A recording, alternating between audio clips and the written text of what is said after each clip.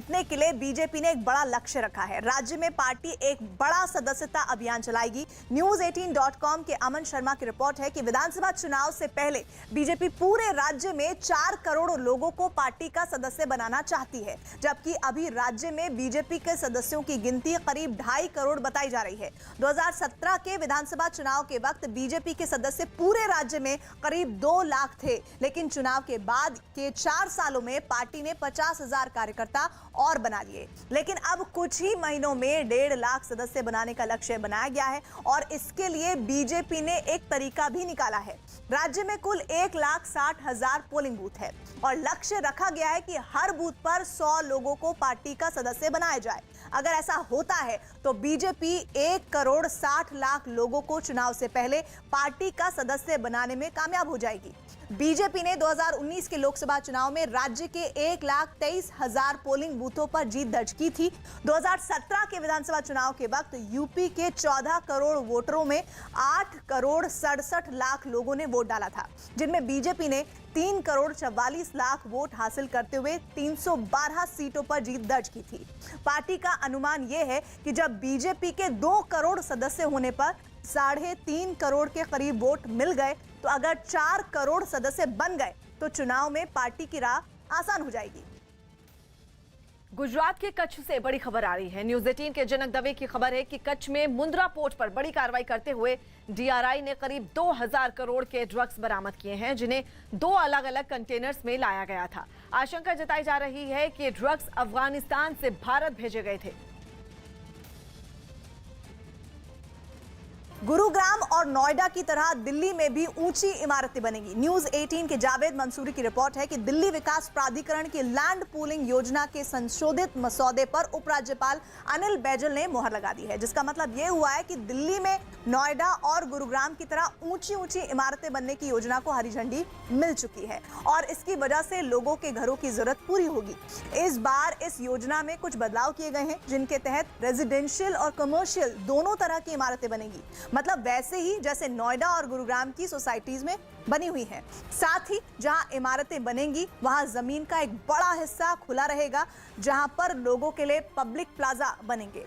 ये सारे बदलाव डीडीए ने लोगों के सुझाव के आधार पर किए हैं और उपराज्यपाल की मंजूरी के बाद अंतिम मोहर के लिए मसौदा केंद्र सरकार को भेजा जाएगा और वहां से मोहर लगने के बाद इस नीति को अमल में लाया जा सकेगा।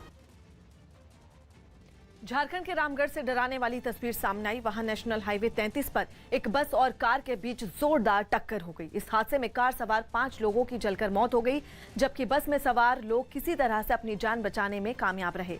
हादसे के बाद की जो तस्वीरें सामने आई उसमें कार और बस का ढांचा राख नजर आया, जिन्हें सड़क से हटाने के लिए क्रेन की मदद भी लेनी पड़ी। हादसे की वजह से काफी देर तक इस हाईवे पर ट्रैफिक भी रुका रहा और आसपास के लोग भी वहां पहुंच गए, जिन्हें हादसे वाली जगह से हटाने के लिए पुलिस को काफी मेहनत करनी पड़ी। हादसे में मारे गए लोगों के शवों को पुलिस ने पोस्टमार्टम के लिए भेज दिया है।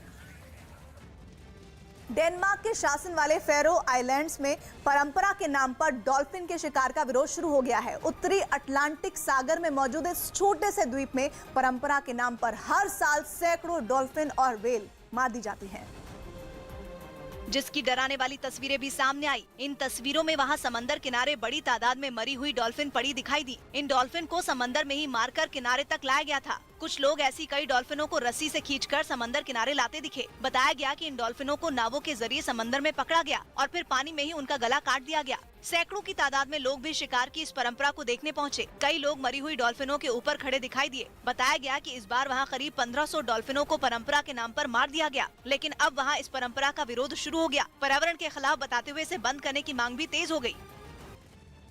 हिमाचल प्रदेश के किन्नौर से डराने वाली तस्वीरें सामने आई है। वहां एक 4 मंजिला मकान में आग लग गई और देखते ही देखते इस आग ने आसपास के कुछ और मकानों को भी अपनी गिरफ्त में ले लिया। वहां से सामने आई तस्वीर में आग की लपटों में घिरे इन मकानों से धुआं उठता हुआ नजर आया। ये देख आसपास के लोगों ने फौरन फायर ब्रिगेड को इसकी सूचना दी और खुद भी आग को बुझाने में जुट गए। दिल्ली में एलजी को ज्यादा अधिकार दिए जाने के खिलाफ केजरीवाल सरकार सुप्रीम कोर्ट पहुंच गई। न्यूज़ 18 के एहतेशाम खान की रिपोर्ट है कि केंद्र सरकार ने कानून में बदलाव कर दिल्ली के एलजी के अधिकार बढ़ाने का जो फैसला किया था, उसे दिल्ली सरकार ने सुप्रीम कोर्ट में चुनौती दे दी और कानून में बदलाव को संविधान के मूल के खिलाफ बताया।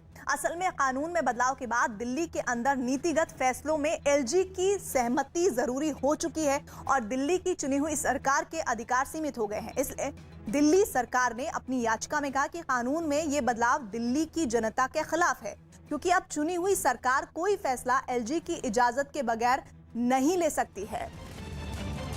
मुंबई नारकोटिक्स कंट्रोल ब्यूरो ने विदेशों से